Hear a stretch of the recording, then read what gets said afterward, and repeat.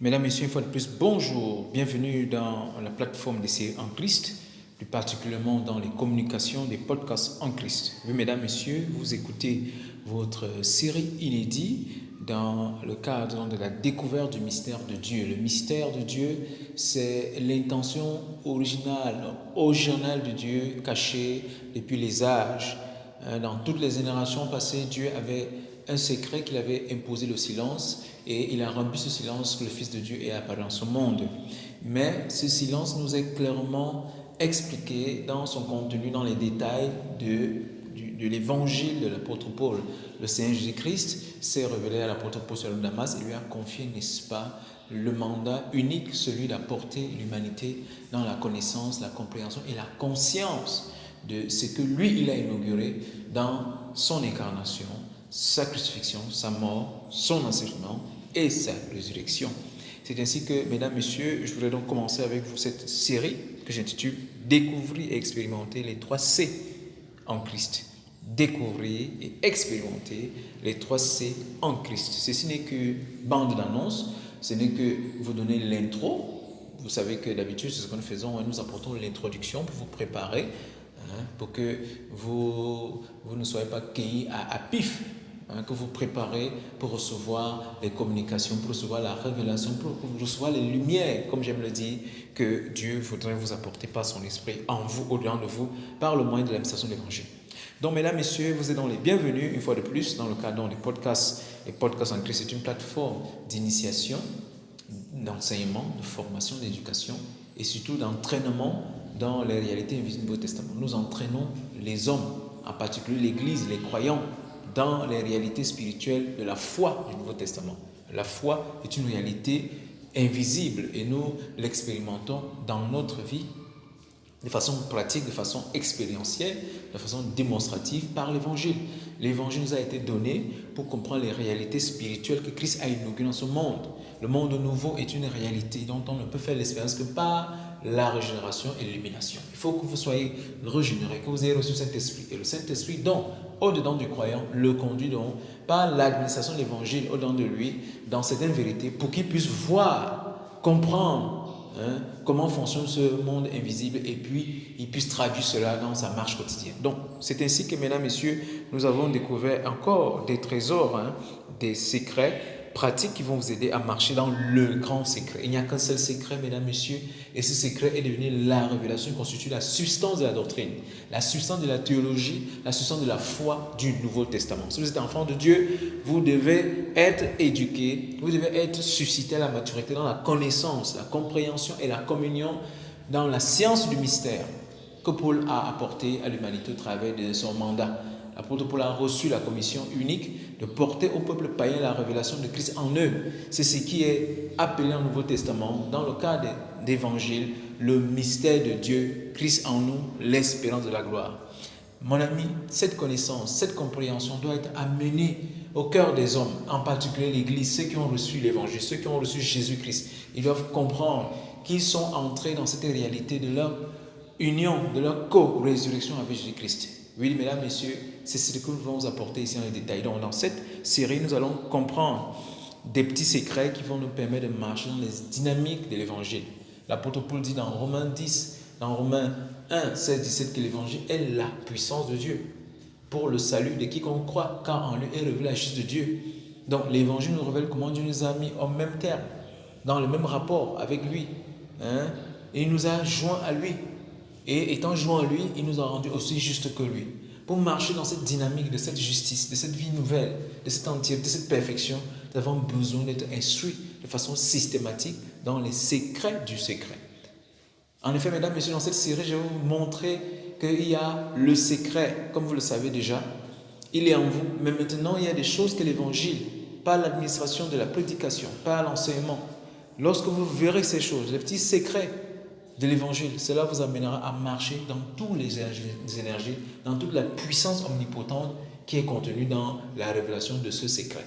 Et c'est ce que j'appelle donc les 3 C, ou si vous voulez, les C en Christ. Les C en Christ, c'est un concept que le Seigneur m'a donné au travers de l'étude, au travers de l'initiation en Christ, qu'il m'a accordé de passer à travers, de suivre tout au long de ces années.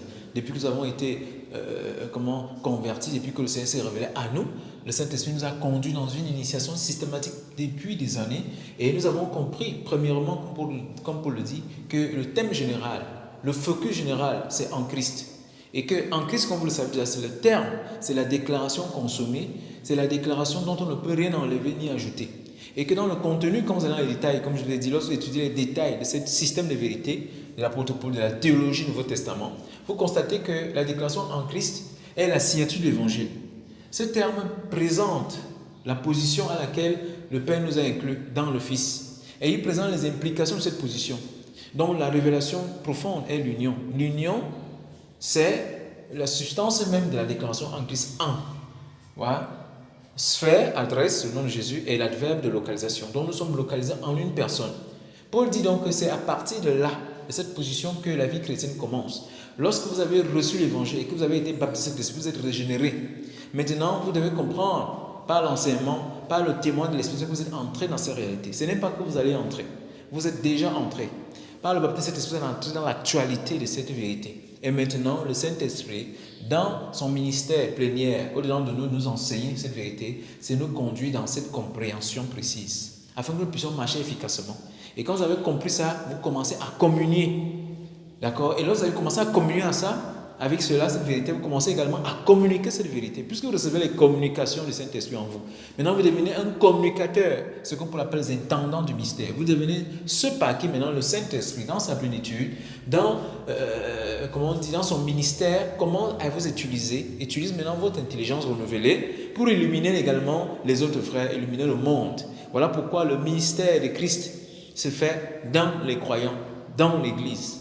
Souvenez-vous, je vous ai dit, pour comprendre, vous devez lire le texte de Colossiens, chapitre 1, versets 24 à 26. Paul nous dit que le mystère caché depuis tous les âges, mais maintenant révélé aux saints. Et je vous avais dit que vous devez tenir compte du temps biblique où l'auteur écrit. Paul écrit, n'est-ce pas, à son époque. Donc il dit, mais maintenant, donc à partir du moment où il a reçu cette administration, il a reçu l'accès à ces vérités, Paul dit que le mystère est devenu une chose publique officielle. Mais la question que nous sommes posées tout au long de ces âges, combien ont-ils connu ou eu connaissance de ce mystère? Très peu, mesdames et messieurs. Et jusqu'à aujourd'hui, la génération aujourd'hui ressemble également à la génération juive, à la génération de l'apôtre Paul, où plusieurs n'ont pas saisi l'illumination, ne sont pas mis à jour. C'est ainsi que beaucoup sont encore très religieux aujourd'hui, et même ceux qui disent qu'ils sont en Christ, ils ne comprennent pas la déclaration en Christ, ils ne comprennent pas que c'est une réalité invisible, mystique, c'est une réalité, c'est la vérité la plus vraie à leur sujet. Notre position en Christ est la réalité la plus vraie. Donc cette vérité, mesdames, messieurs, c'est en elle que sont cachés tous les trésors. Et j'étais en train de dire que Paul dit dans Colossiens chapitre 1, 24 à 26, 29, comme je vous ai dit, que c'est pour cette révélation qu'il a reçu la charge d'apôtre, de ministre, d'apporter cette administration, cette compréhension du mystère de la croix, du mystère de la mort, du mystère de l'ensevelissement, de la résurrection, de la crucifixion, tout ce que vous connaissez, comme Paul le dit dans 1 Corinthiens 15, 1 à 4, que l'évangile qui nous a enseigné, vous voyez, c'est un enseignement. D'accord? C'est une initiation. Il nous a enseigné avant tout, premièrement, que Christ est mort pour nos péchés. C'est tout un mystère, c'est tout un secret. La mort de Jésus portait un secret et avait des implications. Il fallait que Jésus meure afin que l'humanité entre dans ces réalités. Donc la mort de Jésus était la mort de l'humanité dans le péché d'Adam. C'était la fin. C'est appelé la fin du monde. Donc la fin du monde adamique, la fin de cette réalité, de cette expérience sur terre, dans l'économie des hommes, dans l'expérience, dans la destinée des hommes, avait été abolie, mis fin. Et dans la résurrection, Pierre nous dit que nous avons été co-régénérés, nous avons été ressuscités ensemble avec lui. D'ailleurs, Paul, et d'ailleurs, il faut le souligner ici que Pierre, Paul, Jacques, je veux dire Jean, sont d'accord. Ils ont la même doctrine, ils ne s'opposent pas. Donc, il y a une présupposée, il y a une tendance qui fait croire que Jacques, Jean sont opposés. Non, l'apôtre Paul a reçu le mandat de ce qui doit être prêché, de ce qui amène l'humanité à la pleine conviction, au plein salut, à l'expérience authentique du salut. Et les autres ont dû non s'aligner. D'accord? Donc, ils ne se concrétisent pas. Ça, c'était une parenthèse. Donc, dans Colossiens chapitre 1, je suis en train de vous donner un préambule. Pour que vous compreniez où on aille. Nous parlons de découvrir, expérimenter les 3 C en Christ. Et je vous dis que ce sont des clés. Ce sont des petites lumières qui vont vous permettre de marcher efficacement dans les dynamiques de cette réalité de l'union. Vous êtes unis. Nous devons participer. Nous devons participer à la communion. Donc, l'union et la communion sont des choses qui sont de votre expérience. Mais vous entrez dans cette démonstration, cette expérience, dans ce témoignage personnel par ce qu'on appelle la participation. Et notre participation passe par la compréhension précise de l'évangile. Et comme l'apôtre Chen aime dire que la puissance de l'évangile est cachée dans les propositions, est cachée dans les temps verbaux, c'est-à-dire dans les détails. Donc, parmi ces détails, mesdames, messieurs, nous avons découvert, lorsque l'apôtre Chen avait déclaré cette parole, nous étions d'abord des hommes habitués aux détails. Nous aimons regarder les détails. Quand nous écoutons dans les détails. Lorsque je regarde les détails. Lorsque je suis quelque part, c'est les détails qui m'intéressent. En fait, je découvre que c'est une faculté que nous avons naturellement. C'est des grâces. C'est-à-dire que si je suis quelque part, même si je ne le veux pas, je remarque des détails que pour le monde ne regarde pas. Parce que j'aime réfléchir, j'aime penser. Je n'aime pas voir les choses au premier degré. C'est une grâce. Et tout enfant de Dieu est ainsi. Il ne marche pas par la vue, il marche au-delà de la vue. Il va au-delà des apparences. C'était encore une parenthèse. Donc je disais que l'apôtre Paul reçoit donc cette révélation et il dit dans le livre de Colossiens chapitre 1, que je vous invite toujours à lire, et il lit Éphésiens chapitre 1, de 1 jusqu'à 10, particulièrement 9, 10. Dans le livre de Colossiens, Paul nous présente, n'est-ce pas, la substance, le contenu théologique de sa doctrine sur le mystère. C'est pourquoi il dit le mystère caché, et il nous présente également son mystère. Il présente également la particularité de son ministère, de sa commission, de son mandat qui lui a été accordé par le Seigneur Jésus-Christ. Donc, allez lire, vous allez comprendre. Paul dit que c'est là qu'il a été établi ministre. Il est apôtre Jésus-Christ pour présenter le mystère Christ à l'humanité, à savoir que Dieu vit en chaque homme. C'est de ça qu'il est question aujourd'hui. Je vous présente ça comme ça parce que je crois que vous avez été préparés dans les autres prédications. Donc, vous savez, chaque fois que je viens sur le mystère, et c'est la seule chose que nous présentons. Et j'étais en train de dire, et je répète encore, que Colossiens 1 à 24 dit que le mystère qui était caché depuis tous les âges, qui n'a pas été révélé à Mussolini, ni à Hitler, ni à tous les grands savants, ni à Nietzsche, ni à Sigmund Freud, ni même Platon, ni Socrate, ce mystère nous a été révélé à nous, l'Église. Donc l'Église porte un secret et chaque enfant de Dieu devrait comprendre cette vérité et devrait savoir qu'il est dépositaire, qu'il est intendant d'un secret qui concerne la destinée du salut de l'humanité. C'est vous qui êtes la clé, la lumière du monde. Les gens souffrent, sont dans les sectes, sont dans les religions, sont dans la sorcellerie, se battent avec beaucoup de choses. Vous, en tant qu'enfant de Dieu, vous portez une lumière, vous portez un secret. C'est cette lumière du mystère Christ en vous que vous devez présenter au monde pour que le monde sorte des ténèbres de l'ignorance, sorte des prisons de la religion, sorte, n'est-ce pas, du mythe de la caverne des traditions et des religions humaines, fait de main d'homme. Donc, Colossiens nous dit donc que le mystère est caché en tout temps. Regardez la logique. Caché en tout temps, dans tous les arts, mais, virgule, le plus important dans une phrase, maintenant révélé. Donc, et je vous ai dit que le temps, c'était le temps de l'apôtre Paul. Et depuis ce temps-là, le mystère est déjà révélé, la révélation est là. Donc, nous ne devons même plus rentrer, aller comprendre Moïse. Non, nous partons à partir de la révélation. C'est à partir de là où l'Église commence. C'est à partir de là que nous commençons. Et d'ailleurs, Paul dit que c'est à partir de la résurrection que nous commençons.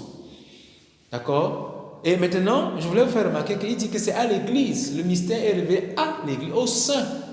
Donc on est saint parce qu'on porte ce mystère. Le mystère, notre consécration, notre séparation, notre perfection vient du fait que nous sommes unis à Christ. Et Christ est en nous. Cette demeure mutuelle, cette révélation, c'est ce qui fait de vous saints.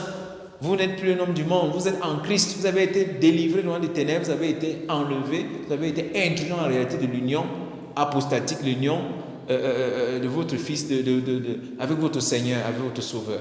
C'est cette vérité, mesdames, messieurs, que nous voulons vous apporter, que nous apportons tout le temps. Et je vous ai dit que lorsque vous lisez l'apôtre Paul dans les détails, vous découvrez que Paul donne des précisions détaillées de sa théologie, de sa doctrine sur le mystère de Dieu. Il donne des détails. Donc, si vous lisez ou si vous survolez la Bible, si vous survolez les Écritures, notamment le Nouveau Testament, je veux dire l'Évangile, vous n'allez pas voir cela.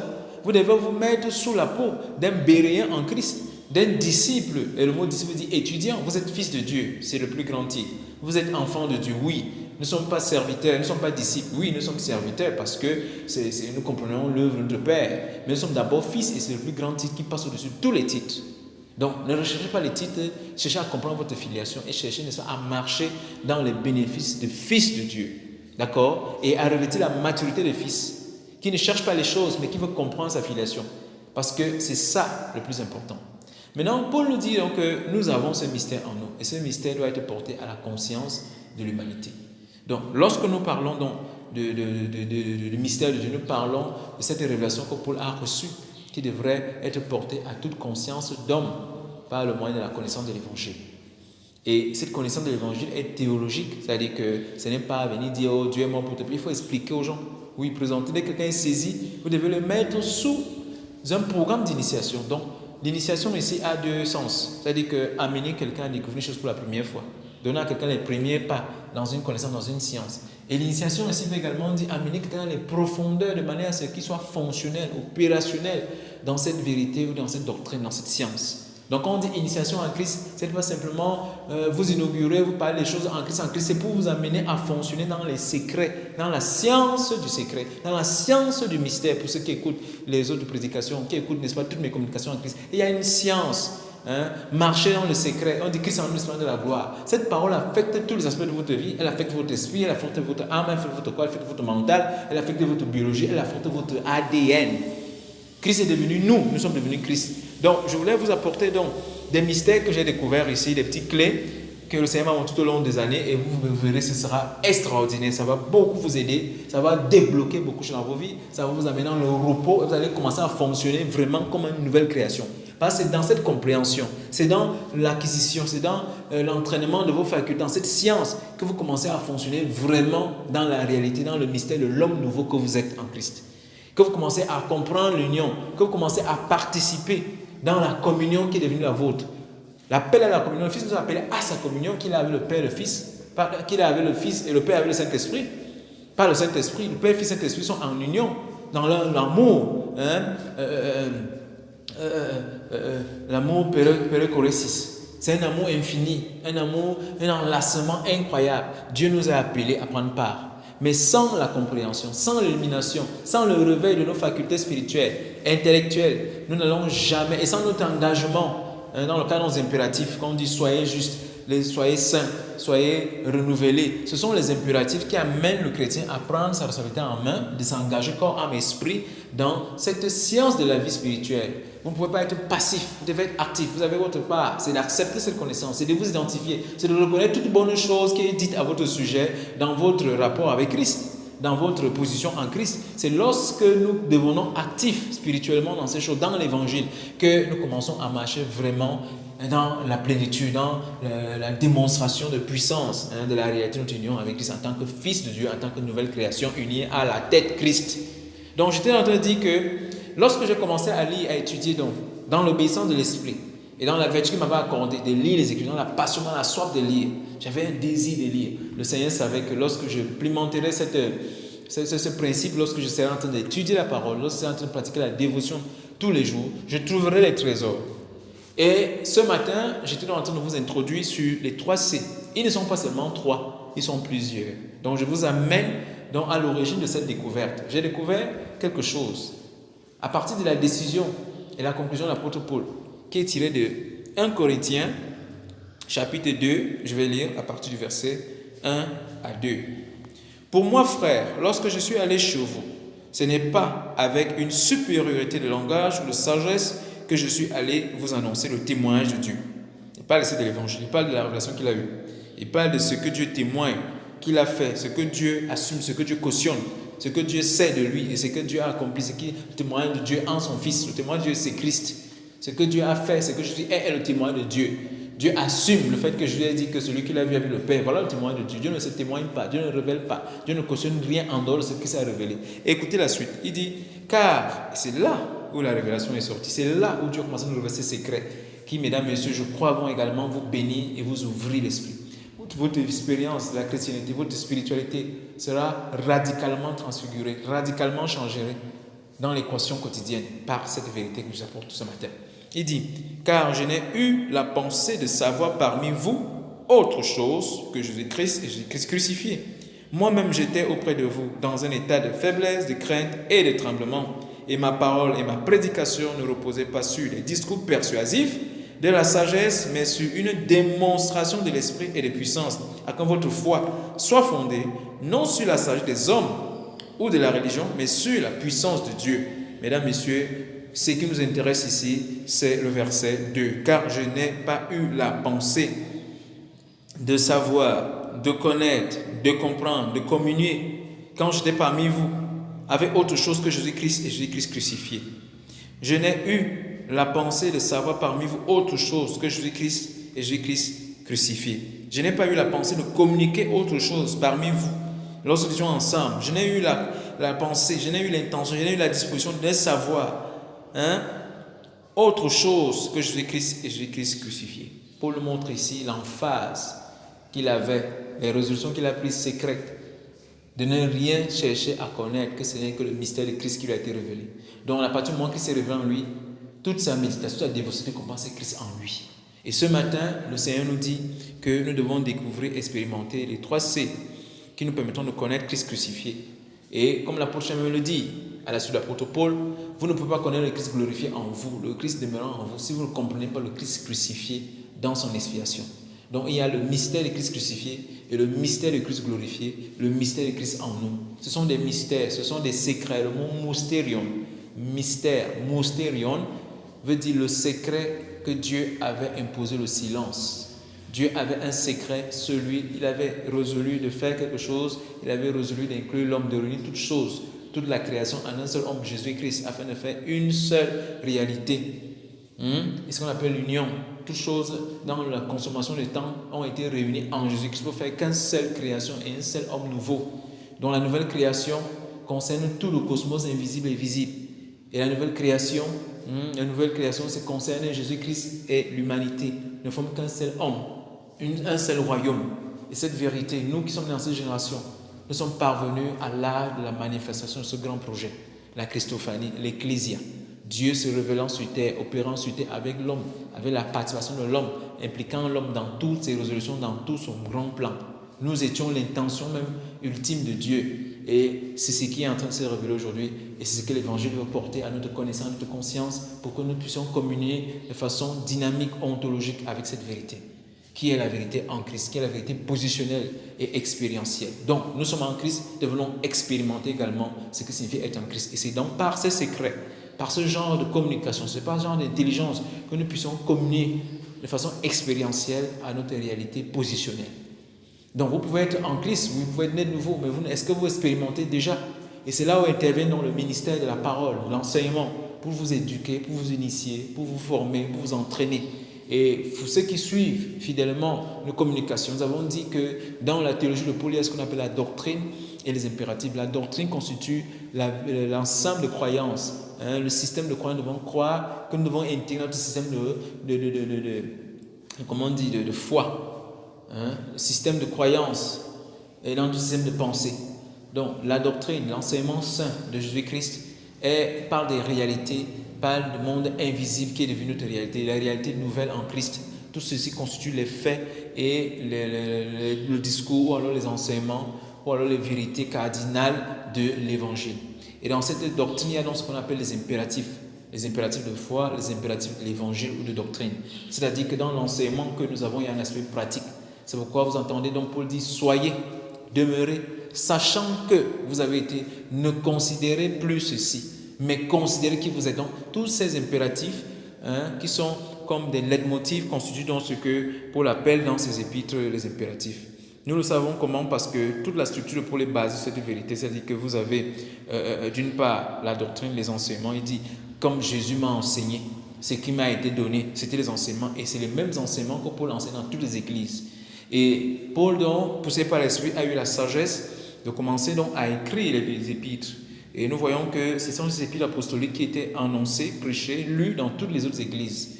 Et d'ailleurs, il y a une portion des Écritures où Paul recommande à Tite, à ses protégés, de lire cette lettre dans telle église et également aller lire dans telle autre église. Et par exemple, un dimanche matin, d'accord, selon l'organisation, l'administration d'une communauté qui a plusieurs assemblées locales, on peut dire que il y aura un culte de 9h, 10h, 11h.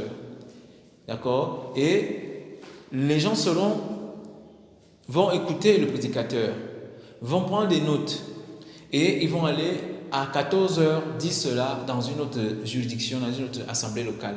C'est ainsi que les choses se faisaient dans l'Ancien Testament et c'était une bonne chose, afin que tous les chrétiens ensemble soient éduqués dans la même compréhension, la même connaissance de doctrine, afin qu'ils aient le même fruit, afin qu'ils aient le même sentiment. C'est pourquoi Paul est unique et il est uni, il y a une unicité dans sa théologie. Paul prêche le même message partout.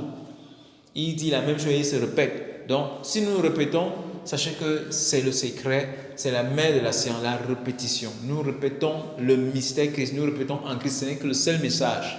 Et Paul vient de nous dire le principe du succès dans la marche en nouveauté de vie, c'est que vous ne devez rien, maintenant que vous avez reçu Christ, maintenant que vous êtes parvenu à cette lumière, vous devez croire dans cette lumière, vous devez grandir, comprendre ces choses et vous devez demeurer dans ces choses. Et le mot demeurer ici parle de l'attitude permanente, continuelle, graduelle dans notre croissance, dans cette compréhension du mystère de Dieu, de nous en Christ et Christ en nous.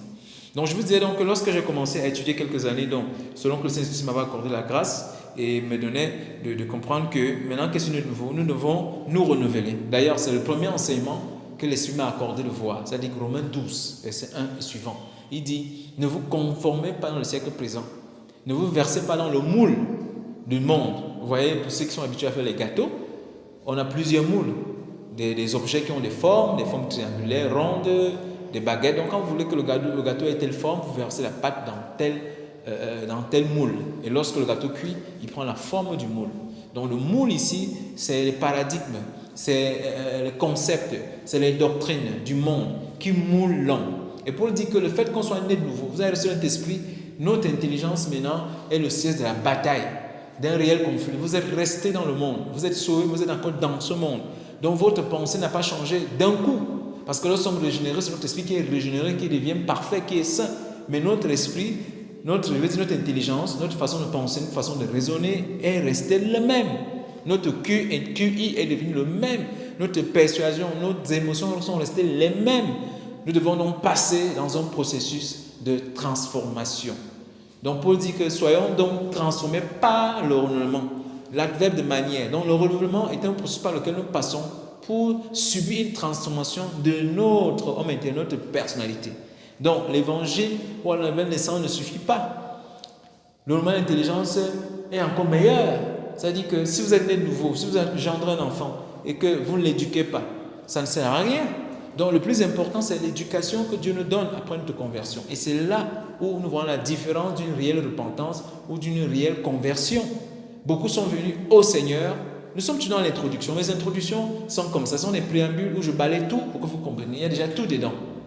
Donc pour ceux qui veulent seulement cliquer, bon, ça ne vous veut pas là. Mais pour ceux qui iront loin, ils voudront retrouver les autres vidéos dans ce podcast pour continuer à découvrir et à expérimenter ce que nous voulons vous amener, que le Seigneur va vous donner dans le cadre de ces plateformes, de ces communications en Christ. Et en plus, comme l'apôtre Chanel dit, pour apprendre, il faut de la patience. Et pour désapprendre, il nous faut également de la patience. Donc, je vous invite à être patient. Soyez patient en Christ. Ça, c'est la vertu d'un enfant de Dieu. Nous sommes patients. Donnons le temps à Dieu pour nous transformer. Ne soyons pas pressés. Nous sommes nés de nouveau. Nous voulons déjà les choses. Nous voulons le temps de maintenant, c'est le temps de désapprentissage, de reprogrammation. Donc, laissez du temps au temps de faire le travail que Dieu veut faire en vous. Il y a une œuvre de Christ en nous et il y a une œuvre de Christ sur nous. Il y a des influences qui étaient sur nous. Dieu veut nous dépouiller, veut nous libérer de toutes ces influences du monde. Il y a des endroits qui avaient une influence sur nous. Le Saint-Esprit, par son autorité, veut nous déchaîner, veut nous libérer de ces influences. Il y a des gens qui n'arrivent pas à être disciplinés depuis qu'ils ont cru. Ils ont toujours tendance à aller là-bas. Et ce genre d'attitude, tant que vous n'amorcez pas une opposition à ça, vous n'allez jamais passer par la transformation et avoir le résultat que Dieu veut dans vos vies. Donc voilà pourquoi, mesdames, messieurs, nous vous disons la fidélité dans cette page, la fidélité dans les communications en Christ, dans le cadre des podcasts en Christ, vous aidera, mesdames, messieurs. C'est pour vous que nous faisons ceci. La plus grande générosité d'un homme ou d'une femme, c'est donner ce qu'il a. Et ce que nous avons, c'est Christ. Pierre a dit à quelqu'un que je n'ai pas l'argent à te donner, mais regarde-moi. Au nom de Jésus, lève-toi et marche. Il y a des gens qui sont assis dans la boue. Et je vais te dire matin, lève-toi et saisis la lumière. Il y a des gens qui sont dans les ténèbres de l'obscurité, de la religion. Je vais te dire, lève-toi et saisis la lumière de Christ. Et Christ t'éclairera. Réveille-toi de la religion. Sors du sommeil de la religion. Sors de la nuit. Il y a des gens que le jour s'est déjà réveillé. Le jour s'est déjà levé. Mais ils sont toujours en train de somnoler. Ils sont toujours dans les ténèbres. Ils sont toujours en train de dormir. Parce qu'ils ne sont pas parvenus à l'éveil que l'évangile produit en nous, dans notre conscience de notre union avec Christ. Amen, amen. Donc, nous bénissons le Père qui, dans sa fidélité, a dit qu'il nous enverra le Saint-Esprit. Le Saint-Esprit nous enseignera, nous conduira dans toute la vérité et la vérité qui est en Christ. Donc, je viens donc vous apporter cette compréhension dans les séries en Christ qui vous aideront à marcher dans les dynamiques de votre union avec Christ. Nous parlons de découvrir, expérimenter les 3 C, saison inédite. Connaître que c'est Christ est crucifié. Et je suis en train de vous dire que vous avez la référence ici parce que beaucoup se disent que j'invente les choses. Si vous lisiez la parole de Dieu, si vous étiez des Béréens, des gens qui sondaient pour vérifier ce qu'il dit, vous comprendrez qu'il n'y a rien que je vous apporte ici qui ne soit pas christocentré et qui ne soit pas inspiré par l'esprit de la révélation. Parce que cet esprit dans le Nouveau Testament est devenu l'esprit de la révélation, l'esprit de la science des mystères, celui qui sont les profondeurs et qui vous apporte l'enseignement pratique, l'enseignement scientifique, l'enseignement, comment on dit, expérimentable. Ce ne sont pas les choses théoriques. Lorsque vous écoutez les communications en Christ, ce sont les téléchargements. Nous téléchargeons dans vos pensées des énergies qui animent, qui raniment maintenant la vie Christ en vous et qui vous amène à être fonctionnel, opérationnel. Parce que l'homme nouveau que vous êtes, enfant de Dieu, je parle maintenant aux chrétiens, vous êtes une nouvelle créature, toute nouvelle. Donc vous devez vous redécouvrir. Vous devez plus fonctionner avec votre système de voix, votre perception de vous-même. Cela est erroné, ça va créer un bug. Comme j'aime dire. C'est-à-dire qu'il y a des gens qui ont reçu un nouveau programme. Vous ne pouvez pas mettre 2 programmes dans un ordinateur. Ça ne peut pas fonctionner. Vous allez bugger et ça va péter. Voilà pourquoi c'est un chrétien leur tête. Ça ne va plus. Ils sont divisés. Ils vivent l'antagonisme, ils vivent le paradoxe du bipolarisme. Non, nous avons qu'une seule vie. Et nous devons comprendre cette vie, la personne de Jésus-Christ en nous, et dépendre de Christ et participer à sa vie afin que nous marchions conforme à la vie et au plan de Dieu. C'est aussi simple que ça. La volonté de Dieu, c'est que nous soyons tout ce que Christ est dans ce monde et que nous comprenions qui nous sommes en lui. Voilà la volonté de Dieu. La volonté de Dieu n'est pas que j'aille en France. La volonté de Dieu n'est pas qu'il fasse ceci. Ça, c'est des petites choses inutiles. Si tu vas en France et que tu comprends pas le mystère de Christ, Christ est partout. Christ est en nous. Mais si vous n'avez pas cette connaissance, je vous assure que vous passerez des sales quarts d'heure. Donc c'était une parenthèse. J'étais en train de dire que lorsque vous lisez Corinthiens, il dit « Car je n'ai pas eu la pensée de savoir parmi vous ». Ça c'est 1 Corinthiens chapitre 1, verset 2.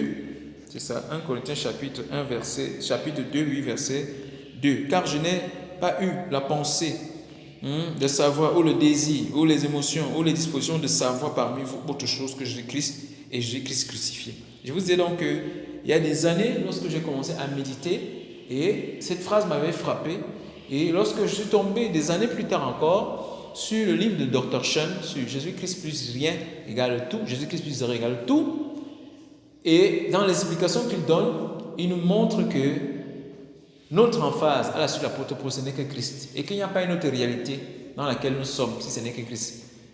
Et nous comprenons la puissance de cette parole dans les aspects de notre vie.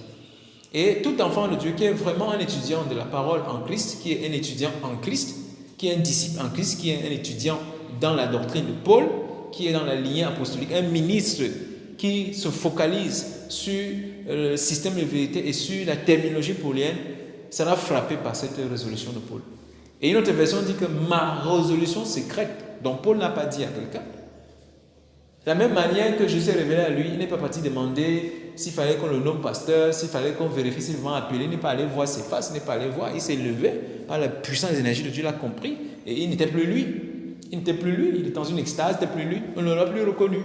Jusqu'à, il ne l'a plus reconnu.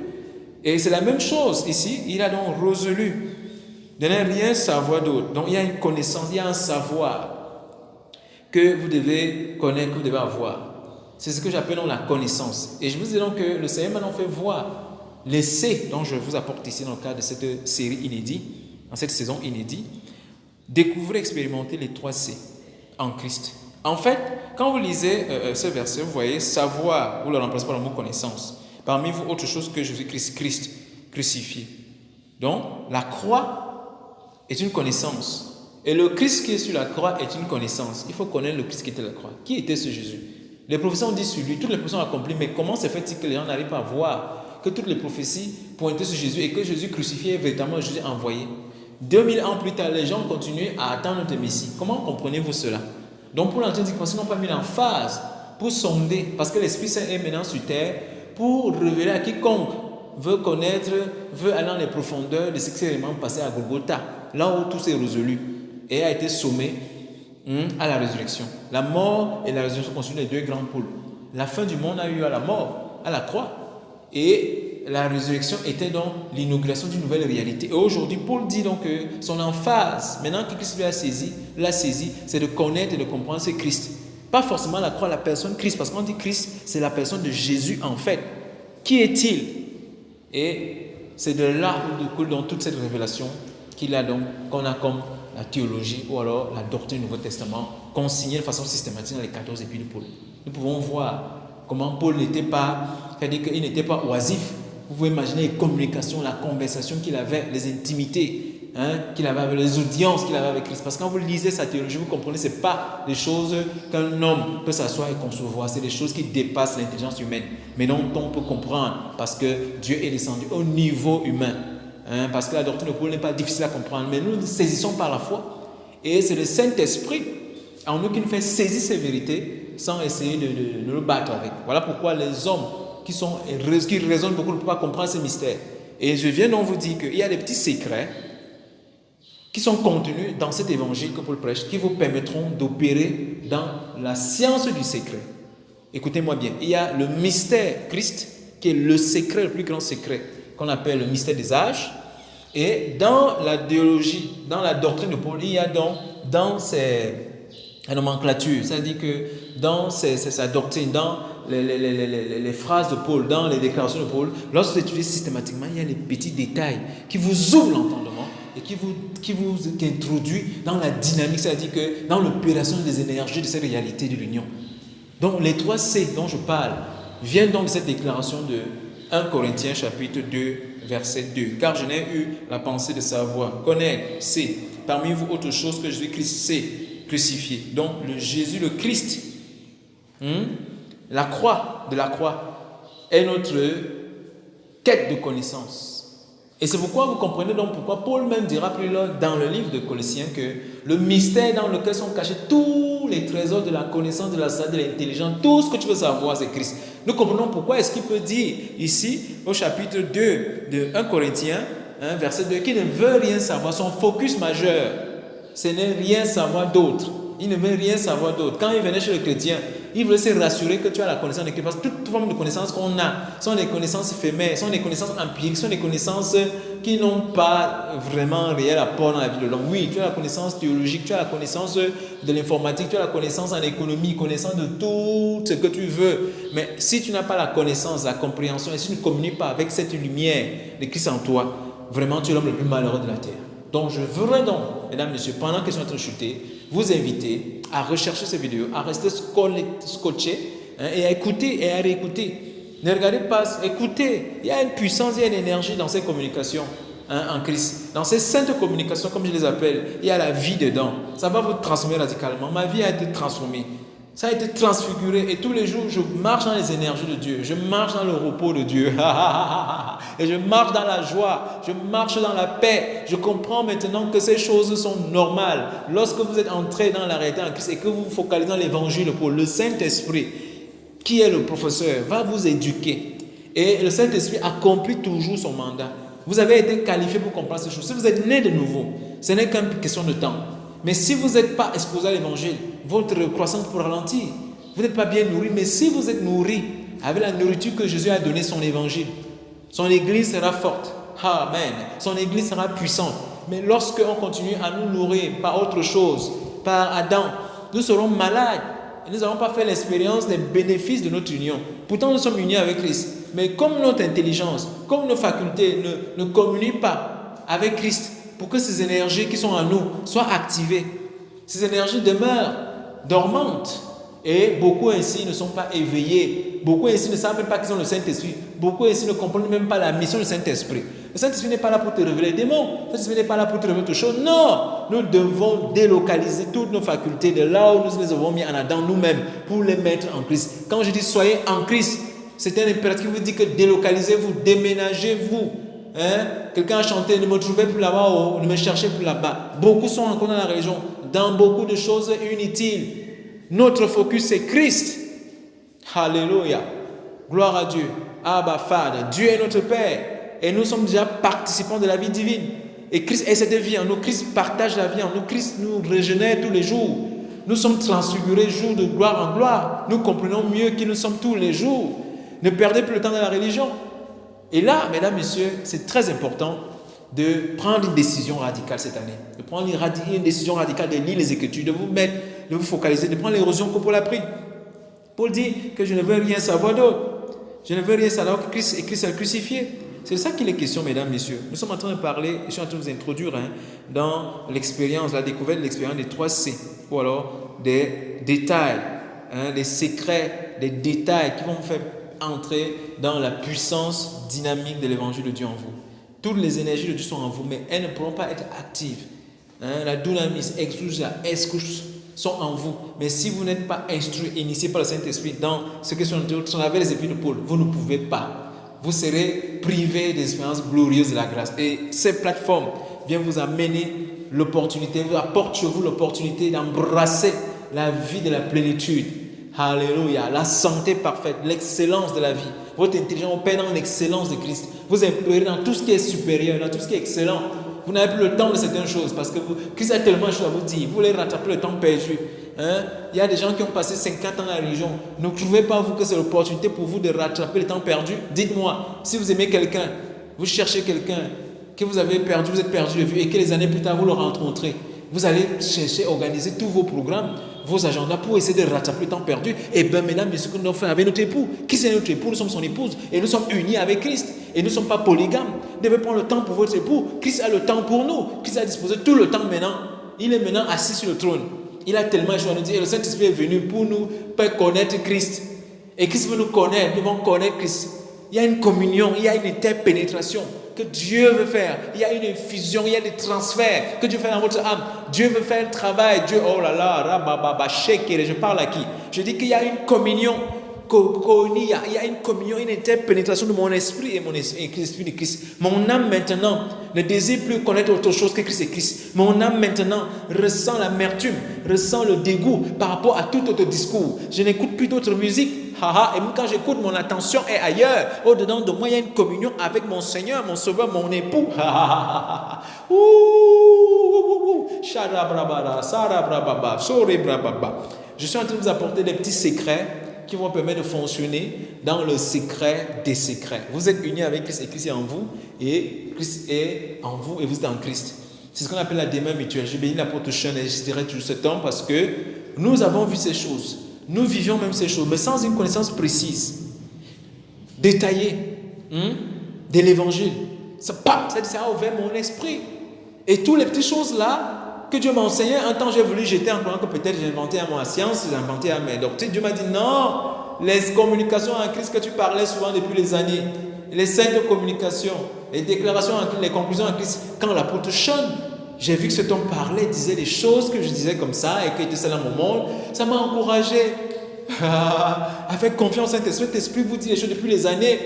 Mais vous êtes dans une église, vous êtes dans des mouvements, dans des communions, on vous enseigne autre chose, vous enseigne des mots, on a attiré votre attention à autre chose et la joie vous a été dérobée, la conviction vous a été dérobée. Mais lorsque vous revenez en Christ, mais vos facultés se rejoignent, vous êtes entier. La recollecte de vos facultés se fait lorsque vous êtes dans l'évangile. Paul dit maintenant que recollectionner vos facultés, ça c'est encore une expression d'apôtre Sean.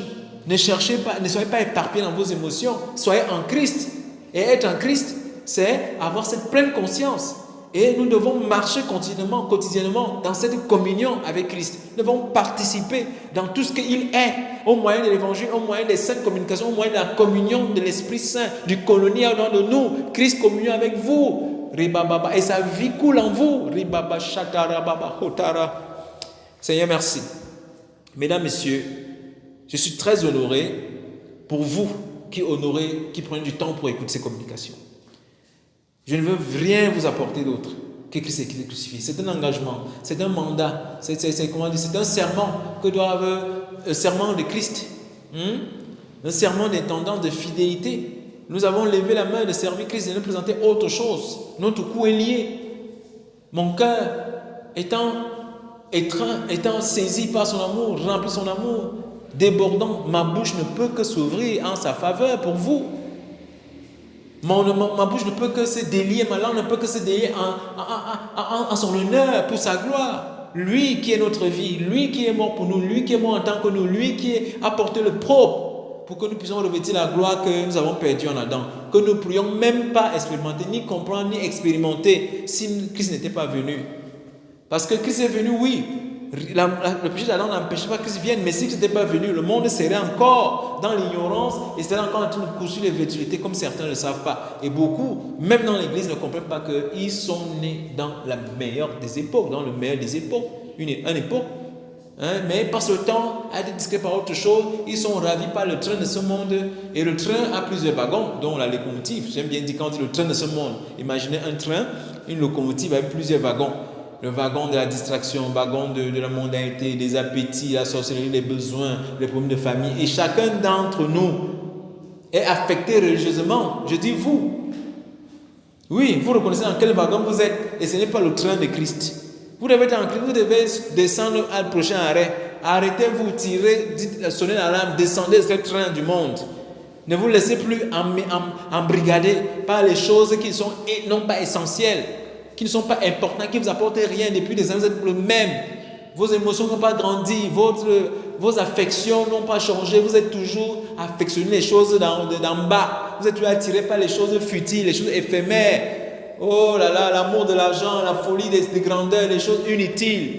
Mesdames, messieurs, soyez renouvelés en Christ, soyez régénérés en Christ, soyez convertis en Christ, soyez épanouis en Christ, soyez crucifiés en Christ. Soyez intelligents en Christ. Ça, ce sont les impératifs que nous apportons souvent dans le cadre des podcasts en Christ. Et ce matin, j'étais en train d'inaugurer cette nouvelle série inédite, cette saison inédite, dans le cadre des séries en Christ, sur le thème « Découvrir, expérimenter les 3 C de l'Évangile ». Il y a le mystère de la connaissance, le mystère de Christ, le mystère de la croix.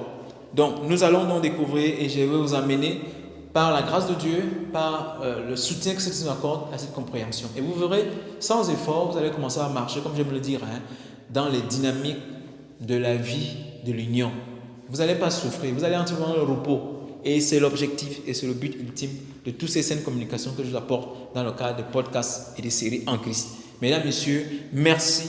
J'étais en train de vous introduire dans une nouvelle saison inédite dans le cadre des séries en Christ sur les secrets du secret. C'est-à-dire que lorsque vous lisez l'évangile, lorsque vous étudiez l'évangile, le Saint-Esprit va vous montrer les petits détails qui vont ouvrir votre intelligence, qui vont vous amener à être fonctionnel dans ce que vous croyez, dans ce qui vous est révélé dans l'épître de Paul. C'est-à-dire, vous êtes unis avec Christ, le mystère de Dieu, le mystère de tous les arts qui est maintenant révélé au Saint. C'était un secret, c'est encore un secret pour ceux qui sont dehors, mais vous êtes en train d'être initiés et votre intelligence, votre compréhension de qui vous êtes et qui Christ en vous est en train d'être clairement, comment on dit, éveillé au-dedans de vous. Et vous regardez maintenant, vous voyez maintenant Christ en tant que vous. Et lorsque vous marchez, vous voyez exactement comme Christ. Vous sentez une puissance dans votre marche, vous sentez l'affermissement dans vos pas. Quand vous marchez, vous sentez l'autorité, vous sentez la courage. Vous marchez, vous regardez les gens droit dans les yeux, vous avez la tête sur les épaules. Alors, mesdames, messieurs, ce qui est en train de se passer à vous, c'est quelque chose d'extraordinaire. Donc, ne vous dessaisissez pas, ne vous désensibilisez pas. Soyez plutôt sensibles en Christ. Continuez à contempler ce Christ en vous. Et c'est ainsi que, mesdames, messieurs, je voudrais chuter. Je vous donne un prochain rendez-vous pour vous apporter donc des détails encore de l'évangile. Les 3 C, mesdames, messieurs, c'est une révélation que Dieu m'a montrée au travers de la déclaration de Paul dans 1 Corinthiens chapitre 2, verset 2. Car je n'ai pas eu la pensée de savoir parmi vous autre chose que Jésus-Christ et Jésus-Christ seul crucifié. D'accord ? Et ma parole, verset 4, et ma prédication ne reposaient pas sur les discours persuasifs de la sagesse, mais sur une démonstration d'esprit et de puissance, afin que votre foi soit fondée, soyez fondés en Christ. Ceux qui disent les impératifs, ce n'est pas moi qui les invente. Dans chaque aspect de la doctrine, dans chaque paragraphe de l'apôtre Paul, il y a ce qu'on appelle la doctrine en amont et en aval, les impératifs. Chaque fois, il dit maintenant, on se regarde. Après avoir décidé, soyez fondés. On est fondé lorsqu'on a suivi ces résolutions. Vous ne serez jamais fondé. Vous serez baladé à toute votre doctrine si vous êtes encore, si vous n'êtes pas fondé.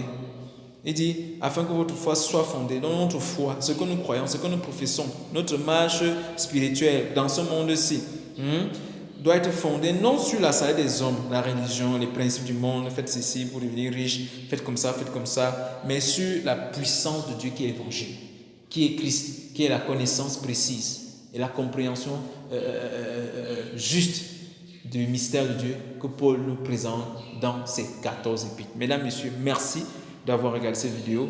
Merci de vous abonner à cette chaîne. Merci de partager.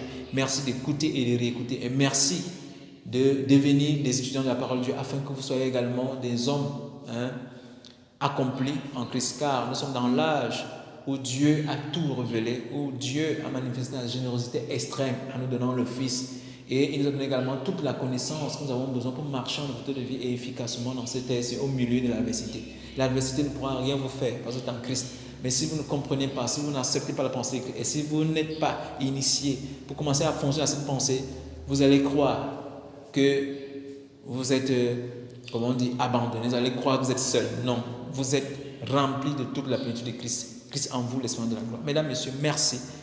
Rendez-vous pour un prochain épisode. Amen.